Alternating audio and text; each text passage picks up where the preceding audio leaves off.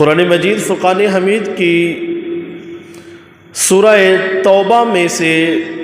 24 number آیا مبارکہ میں نے آج محبت مصطفیٰ کے موضوع کے لیے اس کا انتخاب کیا۔ اللہ جل مجدہ الکریم نے ارشاد فرمایا، قل ان کان آباؤکم و ابناؤکم و اخوانکم و ازواجکم و عشیرتکم و اموال اقترفتموها و تجارت تخشون کسادها وَمَسَاكِنُ تَرْضَوْنَهَا أَحَبَّ إِلَيْكُم مِّنَ اللَّهِ وَرَسُولِهِ وَجِهَادٍ فِي سَبِيلِهِ